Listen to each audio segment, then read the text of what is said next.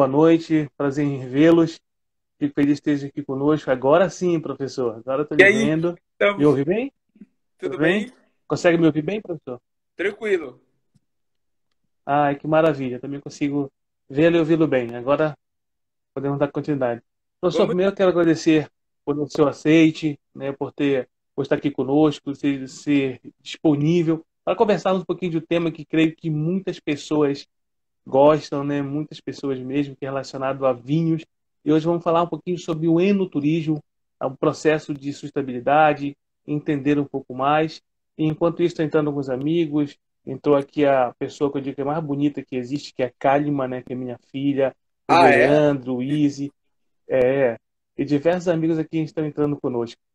Então, Que tenho bom. certeza que vai Todos ser bem-vindos. uma hora de muito aprendizado, né, pela sua experiência que tem. Então, gente, quero primeiro apresentar o professor Fabrício para vocês que não conhecem ainda.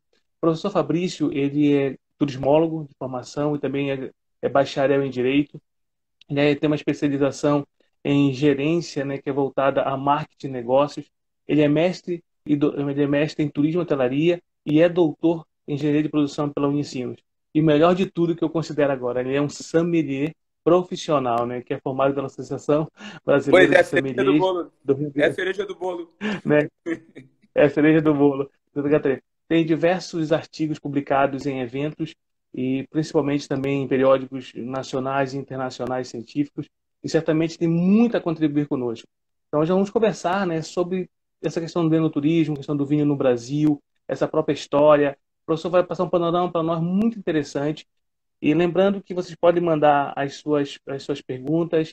Eu pretendo fazer o máximo possível. E caso vocês não consigam, nós dois não possamos corresponder o que vocês estão perguntando agora, vocês podem encaminhar pelos direct, tanto para mim quanto para ele. Caso seja direcionado para ele, eu posso encaminhar sem problema algum. Tá bom? Pode ser, professor Fabrício? Pode mandar Com para certeza. você, não tem problema nenhum? Claro, a gente está de Ai, que casa maravilha. aí e atende todo mundo. Que maravilha. Então, professor Fabrício, eu quero já dar as boas-vindas novamente, que o senhor possa dar um abraço a todos. E já quero lhe deixar uma pergunta também, é uma questão que me interessa profundamente e creio que muitas pessoas, né? Para o Vamos. senhor fazer uma pequena contextualização em relação ao vinho no Brasil, essa história, né? Então, seja muito bem-vindo e somos todos ouvidos, viu? Então tá, Cálido, uma boa tarde. Uma boa tarde a todos que estão nos ouvindo. É um prazer estar aqui contigo e eu fiquei muito honrado com o convite em participar desse projeto. Então, eu tenho certeza que vai ser um projeto aí que vai trazer uma contribuição muito bacana para todos os profissionais, estudantes, para todas as pessoas que estão envolvidas no turismo de alguma forma, né? Ai, que maravilha. E, professor, pode falar um pouquinho dessa história do vinho no Brasil? Conte para a gente um pouquinho como A é, uma história do curiosidade muito vinho, minha. a história do vinho eu considero uma história muito bonita. A gente sempre, vale sempre muito a pena a gente falar sobre e retomar alguns pontos, né, que são bem importantes que esse segmento galgou até chegar no ponto que nós estamos hoje. Então, aqui no Brasil, o vinho, as primeiras videiras, elas foram trazidas pelos portugueses. Então, existe até um falso entendimento por parte de algumas pessoas que entendem que o vinho chegou ao Brasil pelos italianos. E, na verdade, o vinho chegou ao Brasil pelos portugueses, até pelo hábito que já se tinha de tomar vinho em Portugal. Então, em Olha, 1532, a expedição de Martim Afonso de Souza veio ao Brasil e eles trouxeram as primeiras mudas vitiviníferas, que são que foram utilizadas legal. posteriormente na produção do primeiro vinho. A expedição chegou até São Paulo, não foi no Rio Grande do Sul. Então, todo esse movimento do vinho no Brasil, ele começou em São Paulo, na região que hoje é a região de Santos, que foi lá onde chegou a expedição de Olha, Afonso de Souza, né? Aí tá, a gente vai chegar já em 1551, mais ou menos, 1550, que foi quando o Brás Cubas, que era um cara que veio junto com o Martim Afonso de Souza, produziu o primeiro vinho. Então é aí que a gente entra com com a real chegada do vinho no Brasil. Porque inicialmente chegou uma videira e depois que foi produzido o primeiro vinho. Aí tá, passou um Ah, tempo. Oi, pode falar. não, pô, não pode continuar, professor. Tá ótimo. Pode, tô entendendo. Pode continuar. Bacana. Depois que houve o primeiro vinho produzido no Brasil, que foi por Brás Cubas, aí sim a gente vem para a região sul, no Rio Grande do Sul. Lá por 1625, 1626, com a chegada dos jesuítas na região das Missões. Na região das Missões tinha um padre que é considerado, ele toma para si a referência por ter trazido as primeiras videiras e ter iniciado esse processo da vitivinicultura no estado. Padre Roque Gonzalez, que até tem um município aqui na região das Missões com esse nome, né, em homenagem ao padre. E aí, a partir daí, a gente chega em 1875, mais ou menos, que é quando os italianos chegam ao Brasil. E aí, de fato, eles trazem toda a técnica, todo o conhecimento que eles detinham a respeito da produção do vinho, né?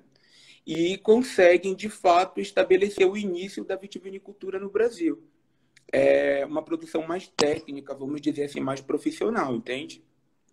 Eu Sim. selecionei alguns pontos acerca do histórico do vinho, porque são os pontos que eu considero mais importantes, sabe, Cálido? E a gente não pode deixar de falar também do surgimento do Ibravin no estado, né, do Instituto Brasileiro do Vinho. E em 2012, a região do Vale dos Vinhedos foi reconhecida como a primeira denominação de origem e é a primeira DO que a gente temos aqui no Brasil, né? É a denominação de origem Vale dos Vinhedos. Ah, que legal, que interessante mesmo. Professor, quando a gente vem falando do vinho, entendendo um pouquinho esse contexto histórico, e aí nós vamos entender muito voltado à questão do enoturismo, né? Que é esse turismo que as pessoas fazem em vinícolas, especialmente para uma região que é voltada a vinho. Explique para a gente um pouquinho o que vem a ser de fato o enoturismo, né? Que a base é a questão dessa vinicultura, dessa plantação. O que vem a ser esse enoturismo? Você pode Vamos quebrar para a lá. gente alguns conceitos? O enoturismo, né, Cálido, ou também chamado de turismo enológico, ou turismo do vinho, surgiu na década de 80 e quem encabeçou esse fenômeno foram alguns países da Europa. Espanha, França, Itália, países considerados do velho mundo. Então, hoje, o enoturismo ele já não pode ser já não é uma atividade considerada desconhecida e nem sem relevância. Até porque a gente tem alguns dados aí que apontam que em 2018 circularam aproximadamente 40 milhões de enoturistas no mundo todo. Então, é um número bastante significativo. É um número bastante representativo. 40 milhões de visitantes viajando em diversas regiões em busca de conhecimentos e atividades que envolvem a uva e o vinho é da gente realmente considerar. Então, o enoturismo nada mais é do que o enoturismo são as atividades que acontecem dentro das vinícolas ou em festivais de vinhos, em regiões produtoras de vinhos, que tem a uva e o vinho como principal atrativo. Então, o enoturismo são atividades que acontecem em torno da uva e do vinho. Essa é uma das definições que a gente tem. E a gente tem outras definições também. Tem uma outra definição que eu gosto muito, que é quando se fala do enoturismo e fazendo uma associação entre o vinho, a gastronomia e a sustentabilidade. Até porque a gente não pode deixar de falar de sustentabilidade quando a gente conversa sobre enoturismo, né? A sustentabilidade é um dos pilares do enoturismo.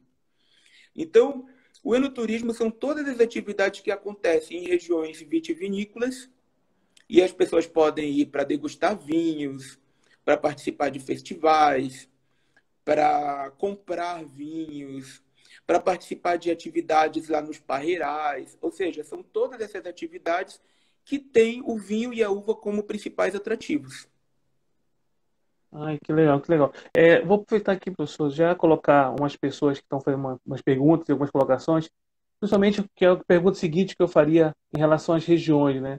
Por exemplo, assim, o Guia Valdo Porto ele coloca que a cultura do vinho é portuguesa, com certeza, né? Dando um abraço para Flávia de Domênico, que foi há pouco tempo, ela estava como diretora-presidente da Santur, né, em Santa Catarina, a Renata Paula também, que foi secretária de Turismo de Bacana. Santarém, a Aline, Tá todo mundo acompanhando aí, Felipe, curtindo. Felipe, que acabou de entrar, os amigos nossos. E pegando o gancho, a Renata Paula ela comenta que a região Nordeste, né, está se destacando na produção de vinhos. E é interessante porque se eu colocasse algumas outras regiões no Brasil, além da Serra Gaúcha, que é muito famosa em relação a essa produção, onde está sendo mais produzido vinho no Brasil, esse vinho de qualidade que começou a exportar, o Brasil começou a exportar tanto hoje?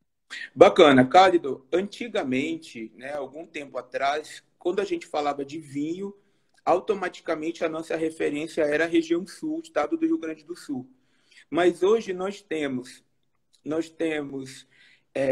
produção de vinhos no Rio Grande do Sul, nós temos produção de vinhos no estado de Santa Catarina, nós temos produção de vinhos no Nordeste, ali na região entre Pernambuco e Bahia. É uma região que vem despontando muito e produzindo vinhos de bastante qualidade. Nós temos uma região produtora de vinhos em São Paulo, nós temos em Goiás. E aí é importante a gente ressaltar que todas essas regiões, elas, elas acabam sendo também regiões que desenvolvem atividades de enoturismo. O Vale do São Francisco, lá no Nordeste, ainda pegando o gancho, né, que a pessoa falou aí, Principalmente, né? é a região referência Pode hoje no prosseguir. Nordeste na produção de vinhos. Inclusive o grupo Miolo aqui do Rio Grande do Sul, comprou algumas vinícolas, instalou algumas empresas lá, e eles fazem uma adaptação da produção de vinhos que é feita aqui. Eles procuram produzir lá no mesmo formato, usando a mesma tecnologia, enfim, a mesma filosofia da empresa, né? E é importante a gente considerar, Calidon, que o Nordeste tem todo o potencial para produzir vinhos de excelente qualidade. Por quê? Porque o álcool etílico, o álcool que é produzido pela uva, ele é produzido a partir de frutas muito maduras. Então, quanto mais madura for a fruta, ou seja, a uva, mais álcool aquele vinho vai possuir. O teor alcoólico dele vai ser maior. E essa maturação, ela ocorre quando o clima é muito quente, sabe? Quando você tem um clima como o do Nordeste, é fato que você vai ter uvas maravilhosas e, consequentemente, você vai ter uma bebida muito bacana, muito interessante, entende? Ai, que legal. Professor, até pegando o gancho também que a Adriane colocou aqui, a questão da região da Campanha, né, que é a região do senhor está. Então, é uma região que também é muito, né, viva isso, eles vivem muito isso intensamente. E eu queria também não somente mudar um pouquinho de viés, mas caminhar um pouquinho para a questão da sustentabilidade que o Aham. Nordeste começou a fazer, porque além de pensar nesse tripé da sustentabilidade econômico, social e o ambiental, algo que a gente percebe muito são questões sociais envolvidas, principalmente dentro desses produtores mesmo, dessas regiões de vinícolas, né? E o senhor tem como colocar para nós como é que está funcionando essa questão social ou sustentável, se elas estão com esse olhar sustentável em relação à própria venda?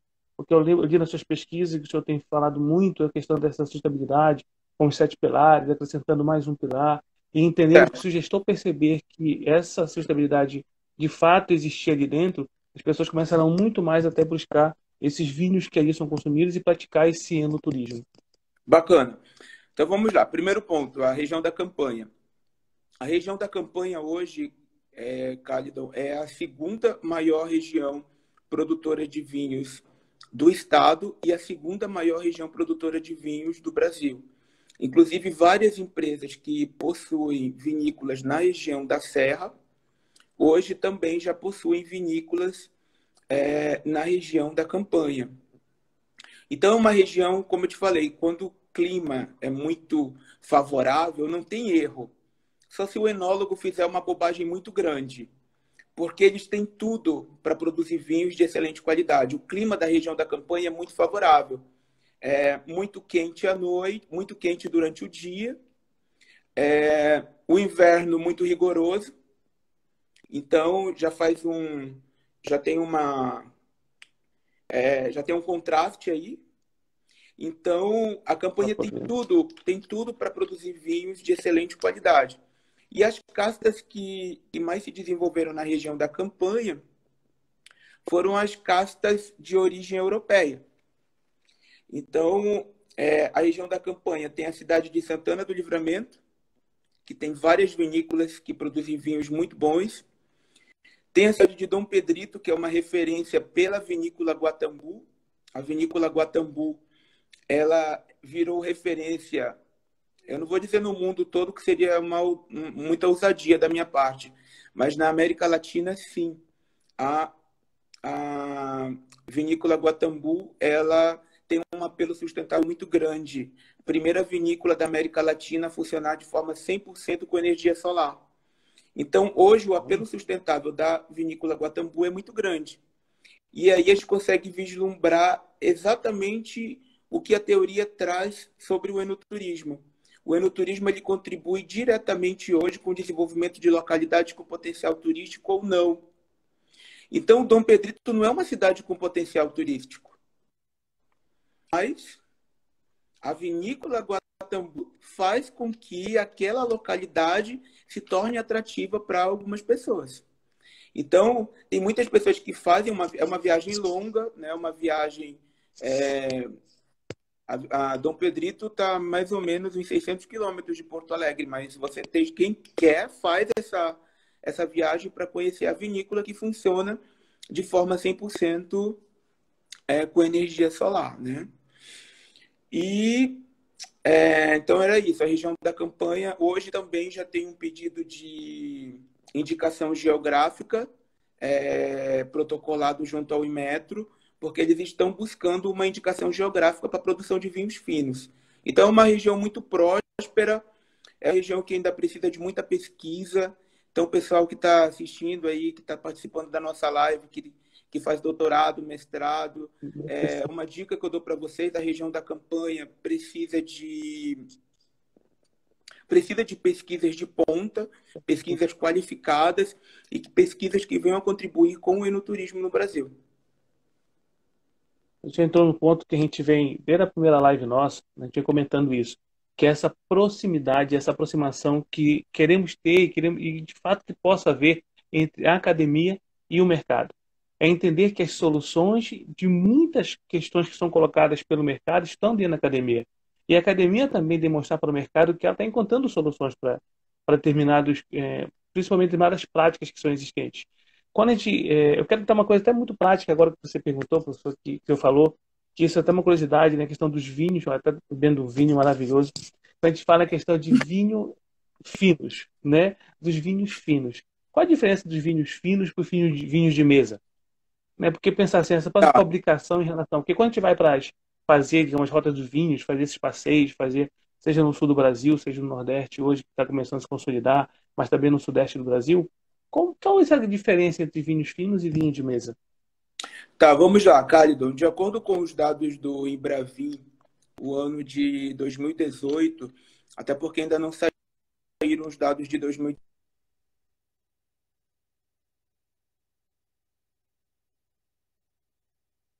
Cortou um pouco, voltou. Opa. Cortou um pouquinho. Se você puder, professor, repetir novamente, porque cortou um pouquinho. Se puder repetir novamente, cortou um pouco. Então vamos lá.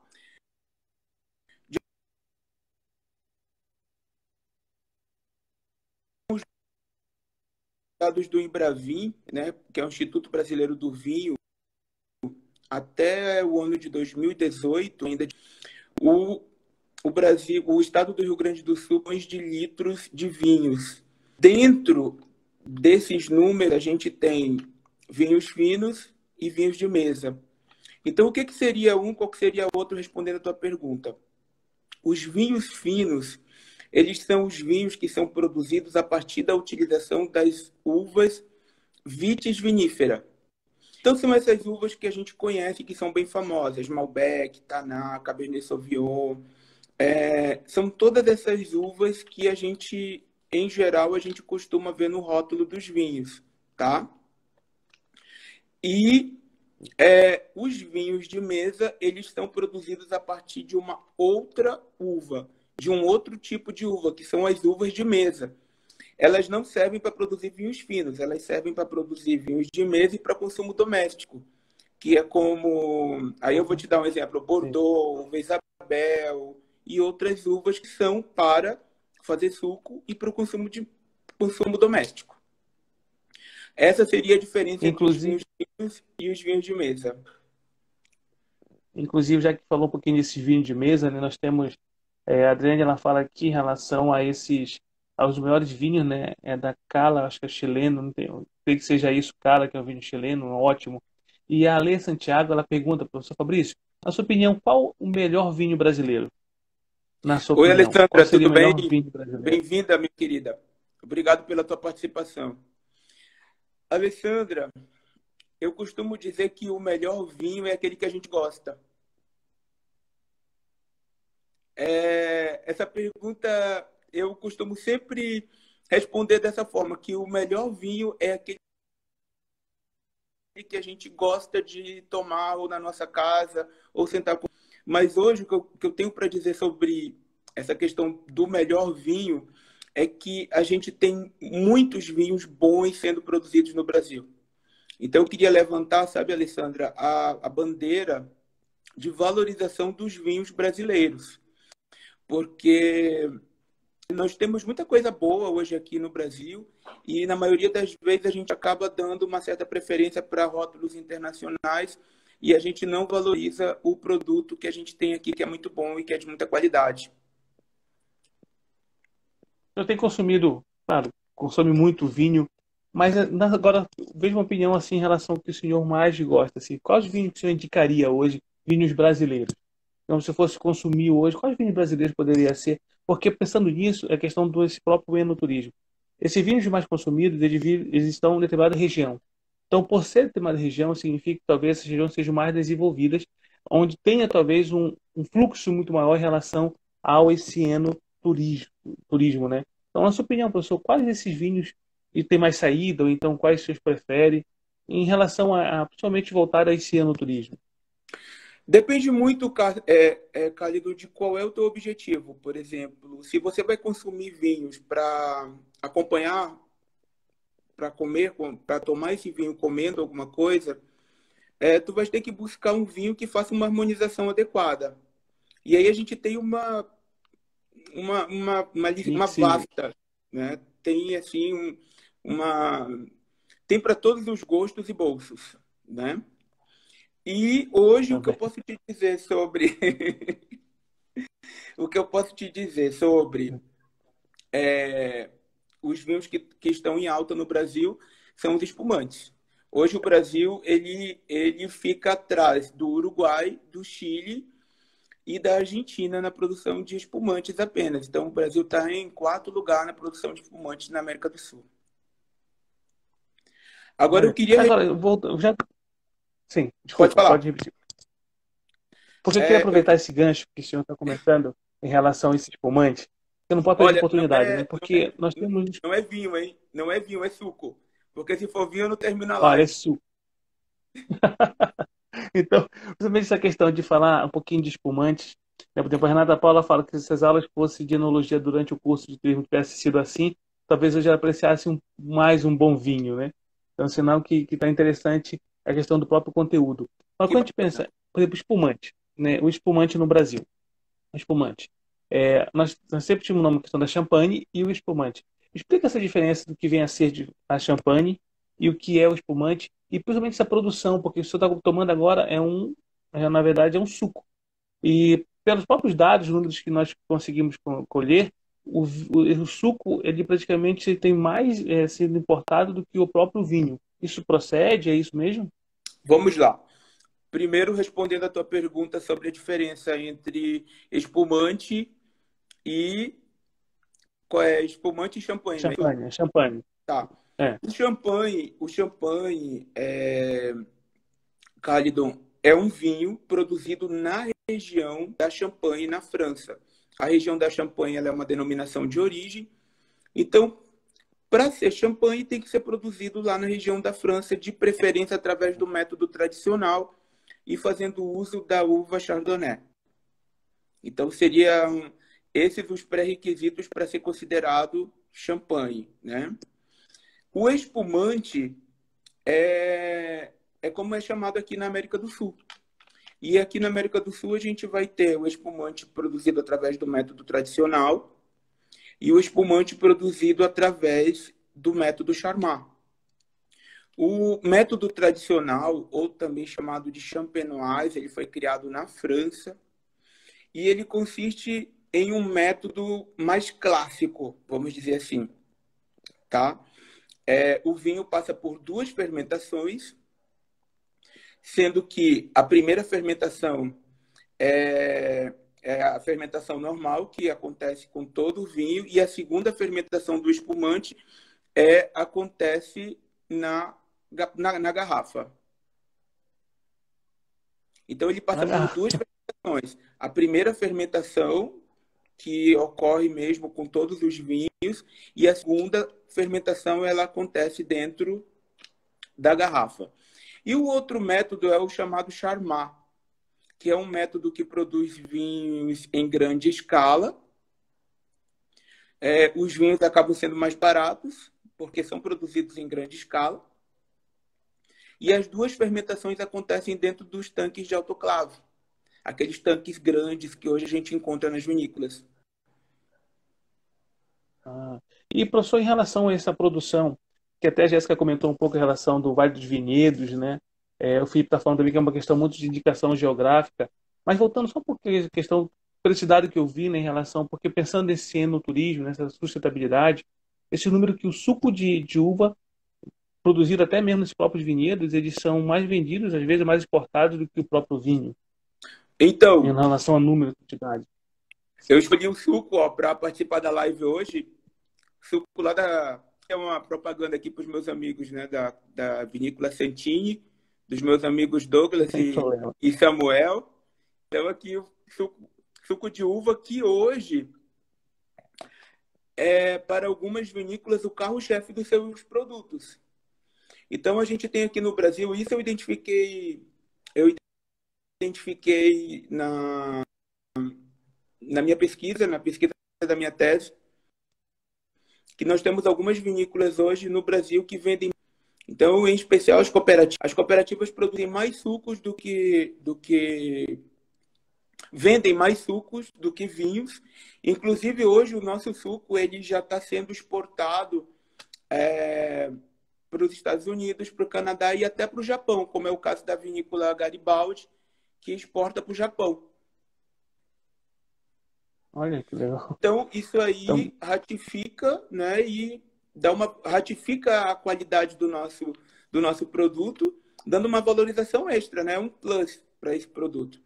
A gente saber que já tem países como os Estados Unidos que já consomem o nosso suco. E a questão do enoturismo em relação a essa visitação, a número de visitantes no Brasil. A região ainda do sul do Brasil certamente deve ser ainda, acredito eu, pelos números que eu tenho pesquisado, as regiões mais visitadas do Brasil para a prática dessa atividade turística. E qual o outro destino, digamos? Porque o Nordeste talvez não esteja tão preparado ainda para estar recebendo esses destinos, esses enoturistas, né? Na região sudeste do Brasil nós temos uma grande demanda em relação a esse enoturismo. Esse enoturista está indo lá ou continua sendo a Serra Gaúcha ainda o carro-chefe em relação ao segmento no Brasil? Sim, Calidon, com relação a números específicos do enoturismo, a gente ainda precisa de muita pesquisa. Como eu falei inicialmente, a gente precisa ainda de pesquisas consolidadas e de pesquisadores comprometidos com esse segmento.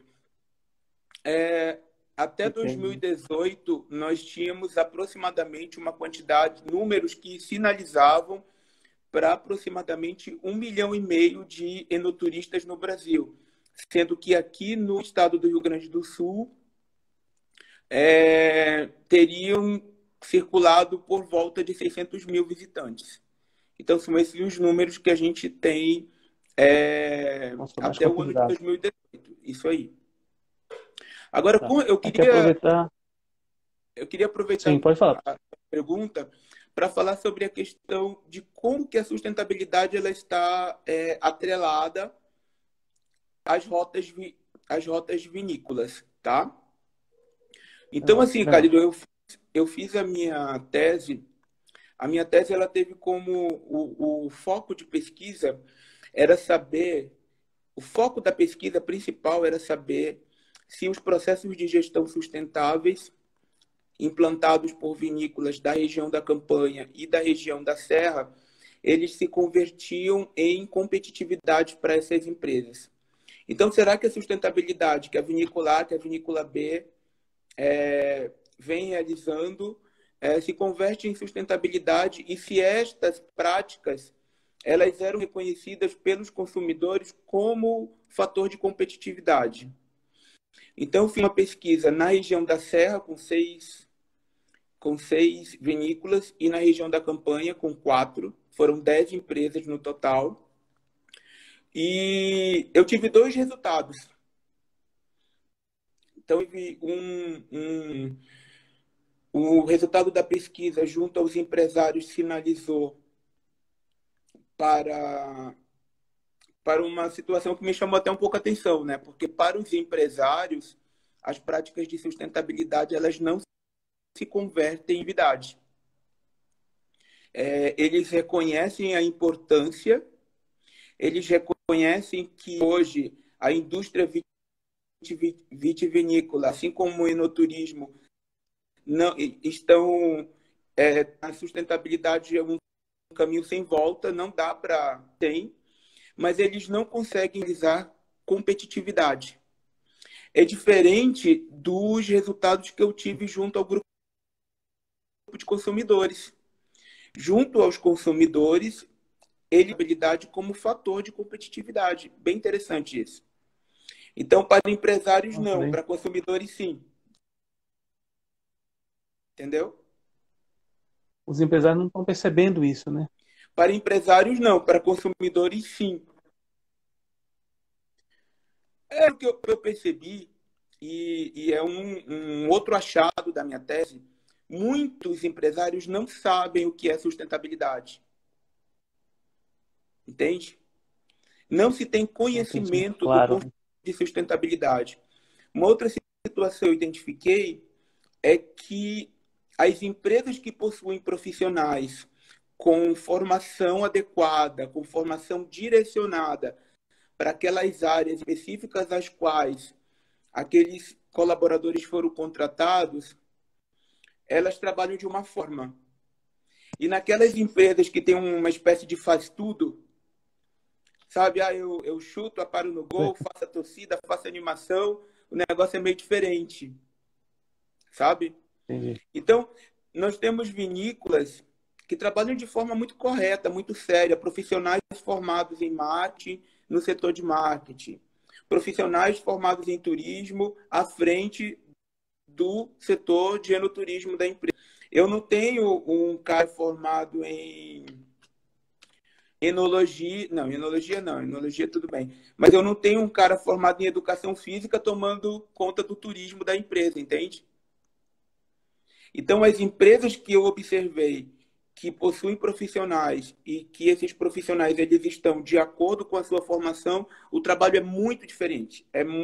Tem resultados muito, muito melhores. E eu que A especificidade da profissão, né? assim, é cada macaco no seu galho, né? Eu busco mais entendimento daquilo.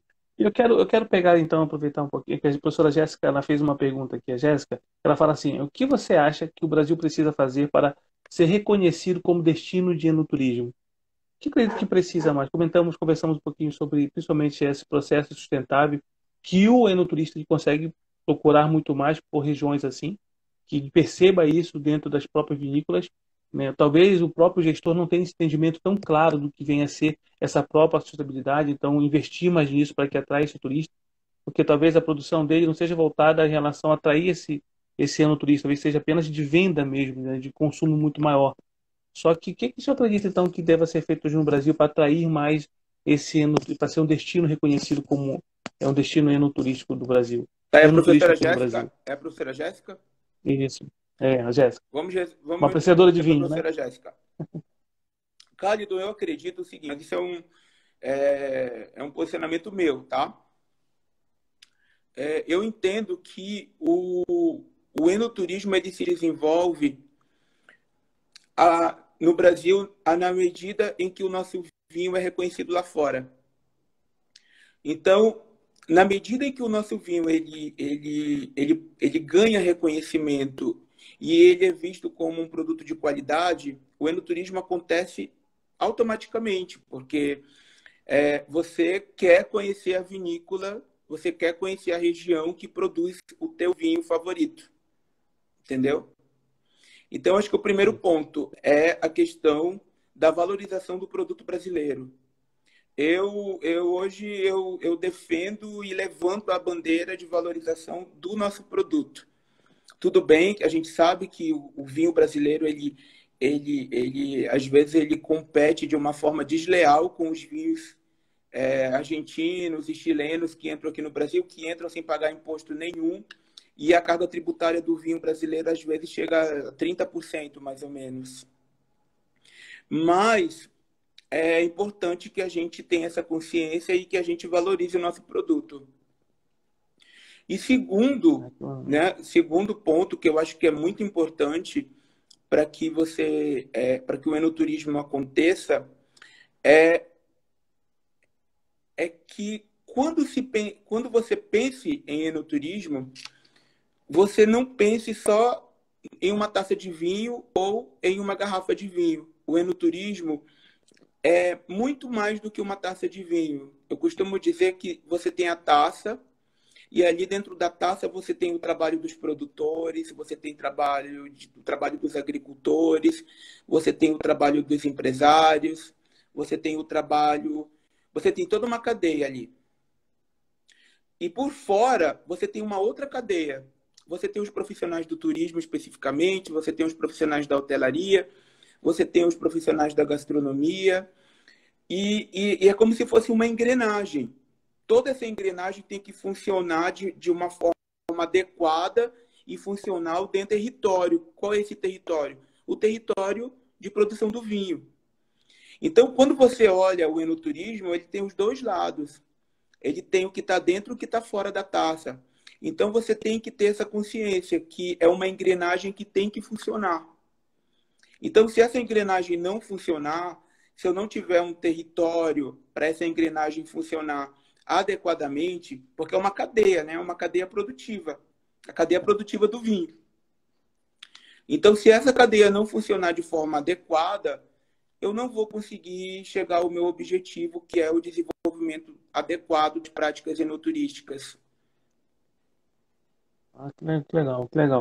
Porque quando a gente pensa nesse cenário, né, do enoturista, é um tipo de turismo que nós também exploramos e tem profissionais que de fato atuam de forma muito mais veemente em relação a esse segmento.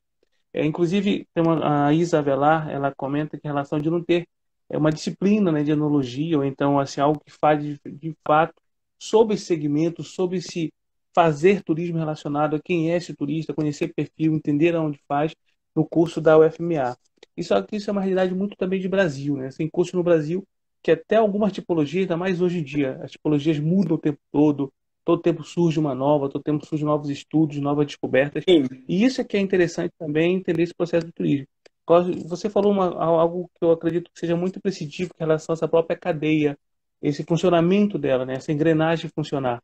Nós percebemos que o turismo ele depende muito em relação a um do outro, ele é muito complementar, né? O meio de hospedagem se complementa com a agência de turismo, com a alimentação fora do lar, com os guias que são muito importantes, que estão sempre na ponta.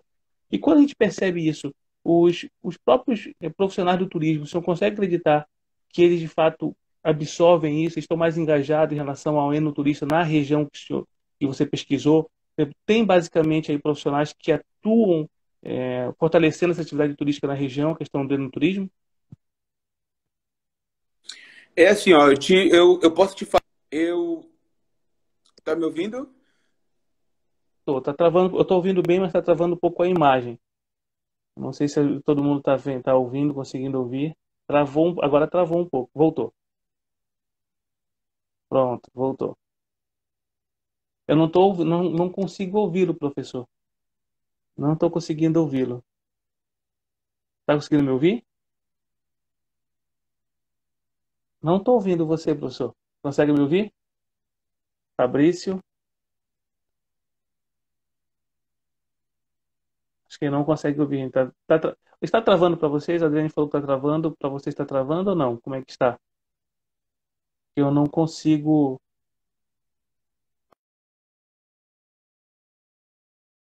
Novamente? Deixa eu fazer ver se o professor entra novamente. Ele saiu, vai entrar novamente. Gente, então, conversando com quem chegou agora, estou conversando com o professor Fabrício.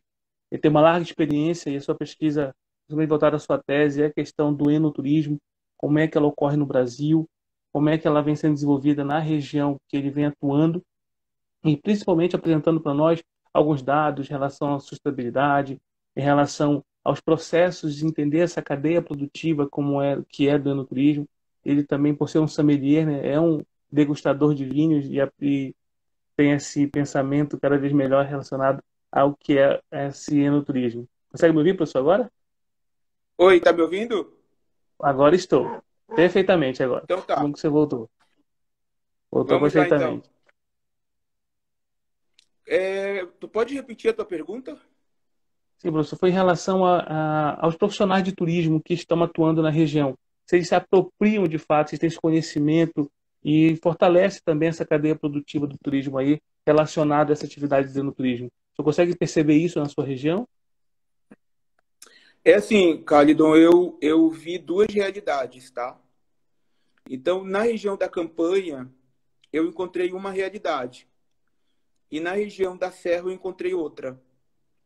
Na região da Hum. campanha, eu encontrei um mercado de enoturismo engatinhando uma região com um potencial fantástico, mas com ausência de profissionais. Falta profissionais para trabalhar. Você sente que falta E na profissional, região, né? sim, faltam profissionais que realmente estejam comprometidos com o desenvolvimento do enoturismo. Mas quando eu digo com o desenvolvimento do enoturismo, é com o desenvolvimento da atividade realmente como tem que ser, não como eu acho que tem que ser. Eu acho que não temos mais que ficar no achismo, sabe? A gente tem que procurar trabalhar de forma profissional. Então, na região da campanha, eu vi. Estou travando novamente, professor. Voltou. Consegue me ouvir, professor? Consegue me ouvir, professor? O seu áudio não conseguimos ouvir, professor, também. Eu não sei o que está acontecendo desde ontem. Mas, gente, o professor está falando em relação a principalmente essa questão da oportunidade de trabalho e oportunidade que nós temos para quem? Para principalmente a questão de quem conhece o turismo relacionado a essa atividade específica. E aí é uma coisa que a gente fala sempre, não sei se o professor está me ouvindo, o pessoal cada vez mais está sendo especialista em algo. E aí a gente consegue perceber que nós estamos buscando, o mercado está buscando quem? Está buscando as pessoas que conhecem mais profundamente determinado segmento. Né? Na faculdade nós conseguimos ver muitas, principalmente quem fez turismo, consegue perceber e ver por várias disciplinas e nós, aos poucos, né, vamos nos familiarizando. E quando a gente percebe os mercados, tanto no Brasil, você tem diversos segmentos.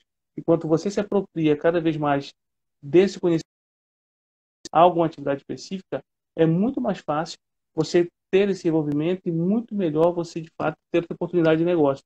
E temos também que fazer redes, né? Rede de contatos.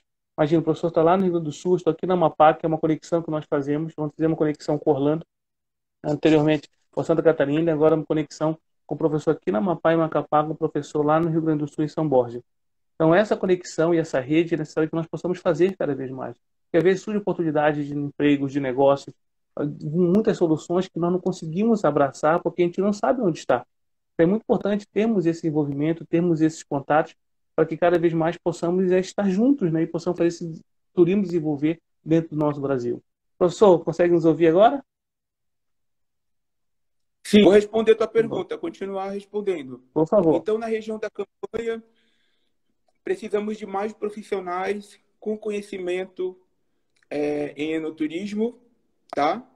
E, e que possam, de fato, abraçar essa missão aqui na região da campanha, porque o mercado é bastante promissor, tá? Aí isso, Na, eu também falo da oportunidade, oportunidade. na região da Serra, nós já temos uma outra, uma outra situação. Na região da Serra, nós temos um mercado já consolidado, tá? Nós temos profissionais que comprometidos com o desenvolvimento do enoturismo e tem muita gente boa trabalhando na região da Serra. Tem muita gente buscando desenvolver mais aquela região, que é uma região bastante próspera e uma região que assegura, né, ao Rio Grande do Sul o primeiro lugar na produção de vinhos no Brasil.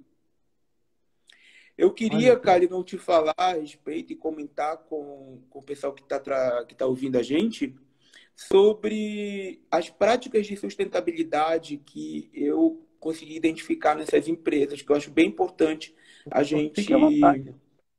a gente conversar sobre isso. Fique à Eu te vontade, falei professor. Por favor, que explique. eu te falei que a minha tese ela teve como foco a implantação de processos sustentáveis, né? Então, eu também com situações, eu encontrei trabalhando de fato com práticas de gestão sustentáveis e de uma forma bastante séria e comprometida. E encontrei também aquelas empresas que fazem algumas práticas de sustentabilidade que estão previstas em lei e que entendem que aquilo ali pode se converter em competitividade. Por exemplo, o que o senhor faz aqui de sustentabilidade? Eu trato o meu efluente. Eu só comigo. Mas tratante não posso considerar como um diferencial da sua empresa, porque tratar o efluente está na lei das águas. Eu faço separação de resíduos. Eu faço separação de resíduos. Mas isso aí também é só comigo. Não pode ser considerado como vantagem competitiva, porque separação de resíduos sólidos está lá na lei, a empresa tem que fazer. Então, a gente teve essa situação de empresas acharem que separar o resíduo poderia ser uma vantagem competitiva, mas também a gente encontrou empresas que trabalham a sustentabilidade de uma forma muito séria e muito comprometida. Então, a gente tem a vinícola Guatambu, lá em Dom Pedrito, com a energia solar. A gente tem a Cavigás, em Dom Pedrito, em Pinto Bandeira, trabalhando a questão da sustentabilidade na dimensão econômica e social de uma forma bem bacana.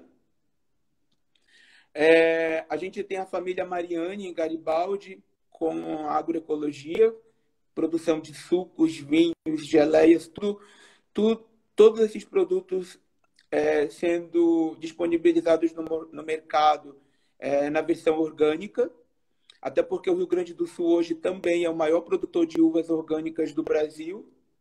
E aí o que acontece? Além de estimular a produção de bebidas e outros derivados da uva, contribui de uma forma significativa com a agricultura familiar aqui no estado, né? A gente tem mais de 400 mil pessoas hoje trabalhando com agricultura familiar no estado, plantando uva orgânica. Então, isso é muito legal, né? Muito legal. Professor, estamos caminhando para o final, né? Estamos apenas com 10 minutos. Passa muito rápido, a gente pensa que não, né? Passou muito rápido. Está passando muito rápido. E eu fiz um comentário que a Maristela comenta, né, que assim, mestre Fabrício, que passe logo essa quarentena para voltar a ter aula com você. Então, assim, vejo que as profissionais têm muito mesmo a aprender com o seu conhecimento em relação ao enoturismo, às vinícolas. E a Renata Paulo fala que o turismo realmente é uma atividade maravilhosa, cheia de oportunidades, e é de fato. Basta nós entender qual é a rede que temos que fazer em relação a isso, a isso, porque essa rede ela sempre tem que ser funcional. Por que eu digo que tem que ser funcional? As pessoas têm que perceber o que tem no seu entorno. mas perceber também o que está um pouquinho mais distante em relação ao que se percebe, né? O que se queira fazer. O Maioli, quero mandar um abraço para o Maioli, que também entrou agora, está na Itália, passando uma quarentena, foi para o doutorado de sanduíche e está lá passando essa quarentena. A Jéssica faz um comentário aqui, porque eu quero pegar esse gancho agora, para encaminhar os últimos minutos que você vai ter aqui conosco, que é a questão da valorização, né, e a promoção, o promover. Sempre tem que entender que é isso. Eu sempre digo que na nossa lei geral do turismo tem que dizer que é promover e descentralizar, ou seja, promover aquilo de fato.